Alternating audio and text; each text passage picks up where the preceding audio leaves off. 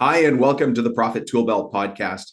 Hey guys, today we've got a pretty big topic. Earlier in the year, I made a promise, a commitment that at least 4 times this year, I was going to review the strategic plan with you. It's called a quarterly strategic plan review. Sounds thrilling, sounds exciting, and it kind of is. It's one of the simple systems that you put in place in a business, one of the rhythms you put in place in a business. It's an expected event, and you start to build your business around these expected events so that you have some predictability. You're back in control of your business. And one of the things that we do is we start off any business, includes yours, doesn't matter how big it is, by the way. If you're one guy and all you do is install hummingbird feeders as a subcontractor or a contractor, you still need to do this. You need to have a strategic plan for what this business is going to look like, along with all of the things that are important in that. Who are we? Who's our client? What's our plan? What's the market we're going to serve? How are we going to price? What sort of profit margins are we going to hit? What does our employees need to look like, et cetera, et cetera? And then you can build anything you want. The point is, once you have goals, it's so much easier to get to them. And so this process that I'm talking about here is just about setting your goals and then methodically, and sometimes kind of boring, just following along the simple systems to get the predictability back in your business. If anything, this show is boring. That's what I aim for.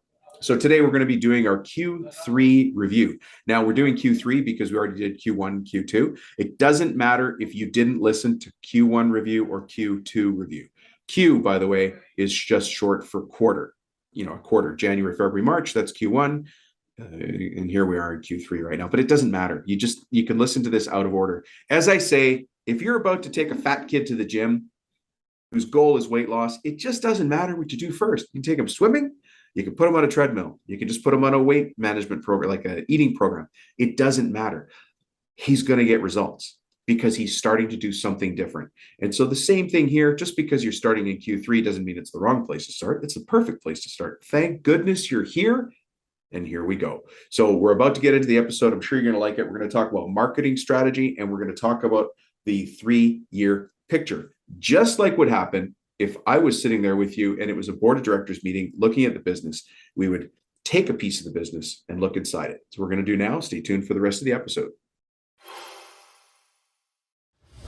Hey, everybody. Welcome to the episode. What we're going to be doing is continuing with the quarterly strategic plan reviews that I promised at the beginning of the year. Now, if you haven't had a chance to go back and listen to the Q1 review and the Q2 review, you should do that as well. We're in the Q3 review. And really, if you're in this process now and you're listening to this episode, you can just listen to this episode and pick up the rest as they come along. You don't have to go back and listen to number 1 and number 2. What I'm talking about here is really more the discipline of stopping in your business once every 3 months, just to look at what your plan is, because you've got a plan, right? Have that plan on paper and then work to that plan. Right. I was talking to my trainer today and he said, all of us are a reflection of our goals and priorities. I don't know what he was implying, but he said it to me. And it probably applies to you as well. You are a reflection of your goals and priorities. And that made me think on the drive in that if I'm not getting the results I want, maybe I don't have the right goals and priorities, or maybe I just don't have the right tools. So if you're looking for more business tools, this is one of them. Having a plan is just like having a set of blueprints, having a set of drawings, having an elevation. It's just there on paper. It's something to refer back to. It's something anybody could look at and make sense of. And it's something that you can then build to and say, hey, did we hit the mark? Did we do what we need to do? So all that being said, if you ever find yourself stuck, reach out to me. I'm happy to help. But right now, let's look at our Q3 review. And today, what we're going to be talking about is our marketing strategy and then our 3-year plan. Our marketing strategy and our 3-year plan. Now, I use a system for this. The system is called EOS, the Entrepreneur Operating System. It comes from a book called Traction, written by a guy named Gino Wickman. Some of you already use that system. If you don't, I'm an expert in it, and I'm going to give you the inside scoop on that. I also want to point out that EOS came from something else. You know how something always came from something else? Well, we need to give a nod to Vern Harnish and his system called Mastering the Rockefeller Habits, which got rewritten into Traction. Traction exclamation mark. It's also an excellent book and system. They both work. I'm using the EOS system because I think it's a little more approachable for the kinds of businesses we run here in construction. So let's talk a little bit about our marketing strategy. And I want to break out our marketing strategy into some very, very simple components. You know, as a business coach and a business owner, entrepreneur myself, I really work hard at being dead simple. And so if you can take notes, please do. There's just 1, 2, 3, 4, 5 things I want you to write down for this section under marketing. If you've got questions about your marketing, you're going to want to answer these questions for yourself. If you're not sure if you have questions about marketing, let me ask you this. Are you dealing with the perfect client? Grade A clients, clients who pay a premium, who don't complain about price, who are always ready to go when they say they're ready to go, who are thrilled with what we produce and leave wonderful reviews and referrals anywhere they can, and then refer their friends any chance they get. If you don't have that happening, then you, my friend, are still trying to figure out your ideal client. Still trying to figure out your ideal client. And so these 5 things are really going to help. So let's talk about our quarterly review. And at today's quarterly review, take a really good look at the kinds of clients we deal with. And we're going to deal with the clients from these 5 categories. Okay, budget. What kind of budget do people have? What's their need? Why do they need what we do, what we make, what we install, what we repair, what we fix, etc. Timing. What kind of timing issues does our perfect customer have? And then relationship. How do people know us? What do they think of us? What kind of trust breadcrumbs do they see in the market that say, hey, Dom's painting company is excellent. Rubino's roofing and refinishing is fantastic. Charlie's cabinets is the only place to go. What, you know, where are they getting that relationship from? And then the other point, number 5 here, is technical. And so technical changes for every industry. It actually changes for every market and even the vertical that you're in. But what are the technical questions that people come to you with? It might be technical in terms of the kind of wood you use. It might be technical in terms of the kind of equipment you use. It might be technical in terms of the products or services. You know, so an example for products and services are you using latex-based paint? Is it eco-friendly? Are you using water-based? You know, all of those, that's a technical question, right? So now we need to think about our ideal customer from that angle, right? What's their budget? So what's the ideal job size for you? Is your perfect job size $10,000? You know, we had one of our listeners here, and I want to say hi to KT. KT thought his perfect job size was a $10,000 reno. And then he realized he wasn't making money at the $10,000 reno level. And through listening to the show and reaching out to me and having side phone calls, we got him aligned a little bit differently. And now his perfect reno is in the $25,000 to $30,000 range. I want to point out, he's the same guy. He's driving the same truck. He's got the same tools. We just changed who he went after as his perfect client. And just by that one little exercise, he was able to go from $9,000 and $10,000 jobs to $20,000 and $25,000 jobs. Now, if you're listening to me go, Dom, that sounds bonkers. How could that ever happen? People are already giving me a hard time at $10,000. It's because you're talking to the wrong people. You see how it's a big circle here, right? You're talking to the wrong people. You don't have your ideal client, people who want what you've got to sell, want to pay a fair price. They want you to build, make, or do what your company is good at building, making, or doing, right? All those things have to line up. And if they don't line up, guess what, my friend? It's your company. You go change it. You go line up with the right kind of customers. Don't accept that anybody calling you is the perfect customer. They're probably not. You probably have to have a little bit of a filter here. So anyways, budget is an important one. What's the perfect size kitchen for you? What's the perfect size roof for you? What's the perfect size land redevelopment project? We all have a sweet spot in that revenue range. You need to stay in that. The next one is need. Why the heck do they need you? Let's use kitchen cabinets as an example. I understand you want a set of kitchen cabinets, but why? What's driving that need? Oh, it's a new house? Okay, I get that. Oh, you're renovating the basement? Okay. Why? Why are you renovating the basement now? I want to find out why. You see, when I'm talking to a customer who says, yeah, we're thinking about renovating our basement, that's one kind of deal. Oh, yeah, we can do the plans. I can help you. I can draw. I can do lots of free work for you. No problem. But why would I do that? It would be better for me to ask a whole bunch of questions to understand why. Well, your house was built in the year 2000. That's 23 years ago. It's actually when I started business coaching. Your house was built in 2000. You want to do a basement renovation now. Do you mind if I ask why? And they're going to look at you and go, that's a good question. My mother-in-law is about to move in. Oh, okay. Now we've got some heat and we have a fire and potentially some smoke.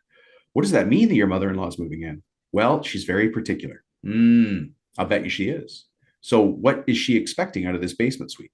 And now you can start to draw out the need with that customer and the budget that needs to line up with impressing this person's mother-in-law, right? That's very different than, yeah, we're thinking about renovating the basement. We're not sure. We're not committed. Okay, well, that's not a great prospect. A great prospect is somebody who has a definite need. So why does somebody need what you have to sell? And why are you the perfect company to identify that need? Now, let me stop for a second. If you're not taking notes, well, first, I understand if you're walking the dog or if you're on an airplane or I don't know, doing something driving and you can't take notes. I get that. But no matter what, as you're listening to this episode, please take away at least one nugget, one thing to think about, one action to take, because that's what this show is about. The show's about taking action. I do not like theory. I'm all about reality. I'm a business coach and I could use fancy language if we needed to, but we don't need to. Why not just talk about what it is? When you're talking about business strategy, talking about it's one thing, doing something about it is another. And so if you find yourself in this conversation realizing, hey, I've got the wrong kind of customer, then I'm going to come back to you and say, now what action are you going to take based on that realization? Or are you just going to go, yeah, wow, I guess I do have the wrong kind of customer. I wonder what the next episode is going to talk about. Don't do that. Go take an action. Just take one action. I have two different podcasts. Let's just say you listen to the podcast once a month, just once a month. But every time you listen, you take one small action. Well, that means that at the end of this year, you will have taken 12 small actions. 12. That's it. One a month. You'll have made 12 tiny changes in your business. And you might think at the end of the year, 12 changes isn't all that much, but think about moving a chess piece 12 times. Think about hitting a nail with a hammer 12 times. Even if you just tap it, it's going to move, right? Think about turning a wrench 12 times. Every time you do that, it tightens up a little bit more. And that's what I want you to do in your business. So no matter what, listening to this episode, something I say is going to trigger a pain point, a need, a bottleneck, a concern that you've got. Take action on that concern. It's up to you. It's your company. You get to do it. You get to do it, or you get to ignore it. I want you to take action. You think you can do that? All right. So far, we've hit budget and we've hit need. The next one I want to understand about my perfect customer is timing. I want to understand time. I want to understand why now. Why is time important? Let's talk about those of you who respond to commercial bids. Why is time important for a general contractor who's trying to push us to get a price? I want to know if the job's just about to come up or if it's a project they're only speculating getting maybe in a year and a half. So time is an important factor. And by the way, time will also impact price. As we know, with material price increases or just availability right now, things can get very crazy and very, very hairy, like Sasquatch hairy. And so timing becomes a very important aspect of understanding our ideal client. If you're growing your business, you need to find customers who are ready and willing to sign a contract now. Or if you're talking to them today, they're willing to sign a contract in the next 30 days, maybe 60 days. But anybody who's further out than that needs to be a lower priority because it's not a good use of your time. So we think about your priorities. Time is a major factor. So let me stop there. So far, we've talked about your perfect customer, looking at who your perfect job is. If you make fences, if you do kitchen cabinets, if you do roofing, if you do HVAC, if you paint homes, concrete, stamped concrete, mason, doesn't matter, right? Doesn't matter. This is the business of the construction business. I want you to think about your perfect customer. And I want you to look through the lens of budget, how much money do they have to spend? Need, why do they need what we're doing? Timing, why now? And then the next one is relationship, why me? How do they know me? How have they seen me out in the market? Maybe now is the time for you to go and enter into a bunch of those local contests. One of the people I deal with here, I'm going to say hi to Alan, I won't say his last name. He asked me to nominate him or to vote for him in the best of Allen County where he lives. He does not live in Allen County, but that's all I'm going to say. Well, what happens when he goes through that exercise of being nominated best in the county? Is it a game changer? No.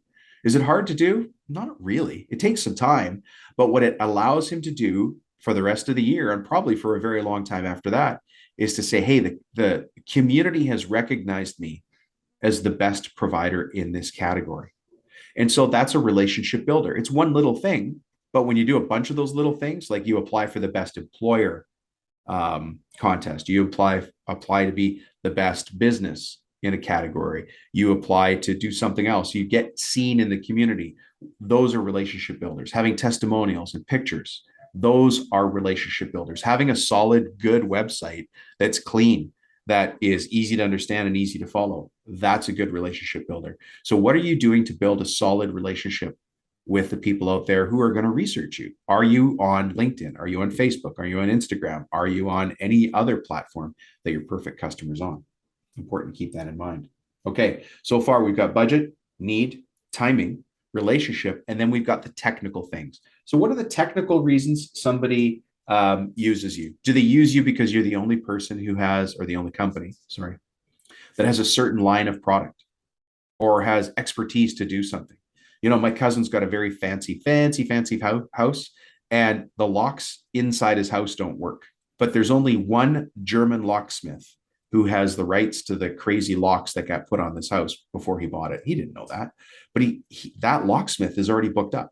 It's a very special type of lock that comes from Germany that only one locksmith in his city knows how to fix and work on.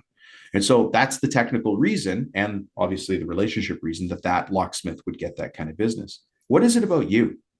And more importantly, what does the customer think it is about you?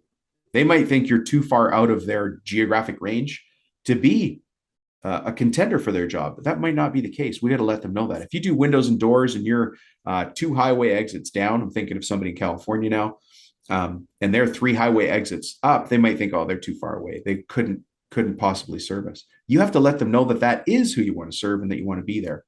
So the very first thing to understand here for this quarterly review is I want you to go back and look at the customers we're serving, because we're here to solve problems for other people. We solve those problems with simple systems, and we get paid for solving those problems, and that's where we get our profit. Please let me remind you, and you probably know this, we're not in business to run a business. We're in business to make a profit. We're in business for personal reasons, like I want to have time flexibility or freedom, or I want to prove something. I want to prove that I can do it.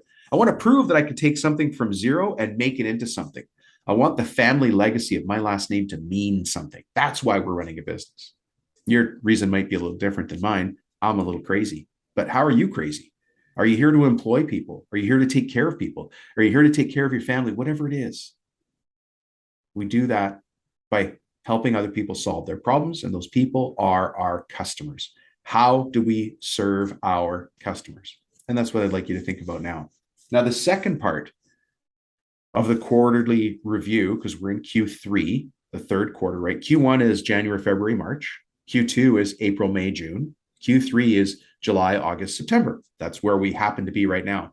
But again, it doesn't matter if you're listening to this out of order. The point of the exercise is the exercise itself. The point of doing push-ups is not to be the best push-up person in the world. It's to be a little fitter and a little trimmer and a little more confident in your physique and a little stronger. It's not to do push-ups, right? Push-ups is just a means to the end. Doing a quarterly review is a means to an end. It's who you become. It's the discipline of putting simple systems in place and building your company on purpose instead of randomly. Randomness is what makes you frustrated. It's why you always feel like you're reactive in the business. Being proactive is doing crazy little things like this that I talk about. Doing a quarterly review of the company, leaving, going to get a coffee, facing the corner at the coffee shop, getting your coffee, putting your headset in, just sitting there with a blank piece of paper and a pen and noodling and doodling through it. That's what you got to do. That is, there's so many little secrets to running a business that we don't talk about. And the reason they're secrets is because it's not a course in high school. It's not a course in college. It's not a course in university. You have to go out into the world and do it wrong and then try to find ways to do it right, to find a person like me who can show it to you. That's why there's no simple path. And that's why sometimes you might feel alone. By the way, if you do feel alone, there's really no need. Join the Facebook group. It's called Contractor Strategy Group. It's on Facebook. It's free. The only price of admission is you got to answer 3 simple questions to get in. They're very simple questions. If you can't answer those 3 questions, then we don't think you're smart enough to join. That's the big bottleneck. And so we don't let you in. But if you answer those 3 questions, if you're a business owner, if you have a construction business, and you answer those 3 questions, you can get in. Now, there's nothing that happens on there. It's not, we don't sell anything. We just ask questions. A gentleman in Utah with the first initial T just posed a question there the other day that was about time management and schedule management. Great question. And everybody else chimed in to help. That's what the group is about. So you shouldn't feel like you're alone. And if you do, keep listening to this show and then reach out and join things like the Contractor Strategy Group. Okay. Now, listen, let's go to the 3-year picture. On the next piece of paper, I want you to sketch out what your sales are right now and who your ideal customer is. And what would the world look like if you got more of those customers? What would sales look like? How would things have to change? Do you have the team in place that you want to have in 3 years? Maybe you've got somebody in your company right now that's just a pure cancer. Maybe you've got somebody in your company right now that's just a pure joy. How do you get more of that person? Joy. Let's call her Joy. Let's say you've got somebody working for you and her name is Joy and she's a joy. She's an angel. She's diligent. She works hard. She's detailed. She's got a great attitude. She's positive. And you look at that person and you think, is my company good enough to employ her? And if so, the answer is yes, by the way. And then if so, how do I find more people like Joy? How do I get her cousin Gerald and her niece Geraldine and her brother Joey? How do I hire those people and get more of those people in my company? Now, if you've got somebody in your company who's a dark cloud, their name is Dark Cloud. I don't know. I can't come up with a Dark Cloud name. How do you move them along to go find something else so they're not causing drama in your business? What does that 3-year plan look like? I don't necessarily need you to have a financial projection for 3 years. Just write down, what does my company need to look like in 3 years? Now, you can say, I want my sales to look like this, and I want my profitability to look like that. I want my machinery to look like that. I want my ideal client to look like this. I want to own my building. I want to own a piece of equipment. I don't know. I don't know. But do you know? Oh, sorry, that's an alarm. Tell me I got to wrap this bad boy up. Anyways, listen, that's the quarterly review. It's an important process. Today we did it very generic because I'm not in front of you. If you want to do something like this, that's much more specific to how you do things, reach out, contact me. You know, my cell phone number, right? I say it here all the time. Text me because it's impossible to reach me, but text me at 604-837-8361 and just say, Dom, let's talk. And then, you know, we'll shoot some text messages back and forth, figure out an email, arrange a time to talk. Our first meeting's 30 minutes, if that. And from there, we'll figure out if we need to have another one. But really, as I started by saying, this business is up to you. I can't remember where the saying came from, but there is an old saying, comes from somebody smart and wise. If it is to be, it's up to me. And so here you are, the leader of your own company. What a great place to be. That comes with rights and it comes with responsibilities. It's your right to make the changes you want to get this company to where you want to go. It's also your responsibility to identify what the changes are. And it's your responsibility to make them happen. There will be lots of people who tell you you can't do it. There will be lots of people who have failed at life and they want you to fail as well so they feel better. There will be lots of people out there who tell you it ain't going to happen. The economy is bad. This market is bad. What you do is wrong. Maybe they'll say that technically you could be better, blah, blah, blah. But all those people are critics. It is easy to be a critic. It is much harder to create. So at the end of this episode, I want you to stand up tall, put your shoulders back, take a deep breath, and be proud of what you've built because you're a big deal. I think you're a big deal. And I'm proud of you. All right. Well, thank you very much for listening to the episode. Let's get to the next segment and we'll see you there. Well. That, my friends, that was the Profit Tool Belt Q3 review to really do some navel gazing.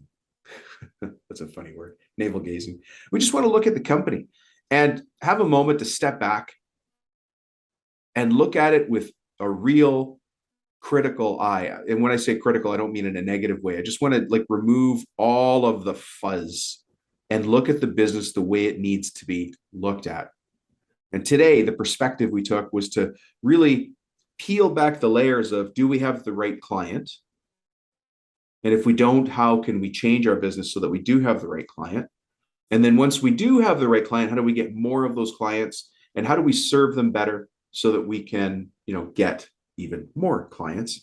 Of course, in brackets, the silent saying is so that we make more money, right? Remember, we're in business for personal reasons. We're not in business for business reasons. So why are you in business? It's not to run a business. I mean, maybe a little bit of that ego, and I mean positively the ego, but you're in business to make money. And then you use that money to allow you to do the things you want. Take vacations, provide for your family, get braces for your kid, take care of your mom and dad, pay off student loans and debts, whatever it is you've got, right? So marketing strategy, the 3-year plan. I hope you got a really good sense of looking at your business. And the challenge that I put in front of you now is, what are you going to do about it? For all of us, we can learn things. It's exciting to be part of the show and listen to the guests that I have. It's exciting to listen to Story Time with Dom, which is the next segment coming up. It's exciting to listen to the dad jokes, but what are you going to do with it? I know I say that on almost every episode, but I'm here to challenge you. It's one thing to learn. It's another thing to learn and do. And I want you to be a doer. All right. Thanks for checking in, folks.